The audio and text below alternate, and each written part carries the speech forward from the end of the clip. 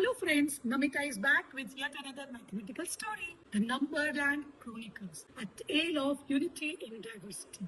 So once upon a time in a land called Mathematica, there lived different types of numbers. But it wasn't always this way. Long ago, the land was quiet and empty. Then came the natural numbers, the birth of counting. 1, 2, 3, 4 and so on. They were happy, cheerful and loved to count sheep, apples and stars. People use them to trade goods and keep track of time. But one day a merchant cried, "What if I sell nothing? What number do I write?" That's when Zero appeared, quiet and powerful. Zero joined the kingdom and created the family of whole numbers. Now they could count from nothing to anything.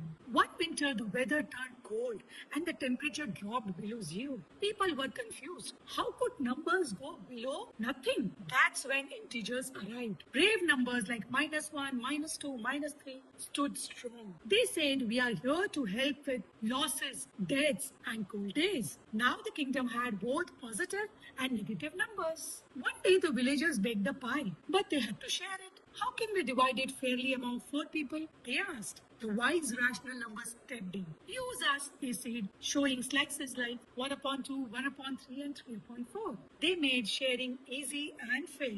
Everyone was happy until someone tried to measure the diagonal of a square and found something very strange. The number didn't seem to end or repeat. The mysterious stranger. "You can't write me as a fraction," said the new guest, wrote 2. He and others like Pi called themselves as irrational numbers. Now those strange, they had built buildings, designed wheels, and understand nature. So the kingdom welcomed them and together with rational numbers, they formed the real numbers. But then a riddle appeared. What is the square root of -1? Everyone was puzzled until the imaginary numbers arrived. They were different but clever. "We may not be real, but we solve problems you can't." They joined with real numbers to form the mighty, complex numbers, solving equations no one else could. Now the kingdom is full of diverse citizens. Natural numbers for countings, whole numbers for zero, integers for ups and downs, rational numbers for sharing, irrational numbers for endless mysteries, real numbers for everything on the number line, and the complex numbers for solving the impossible.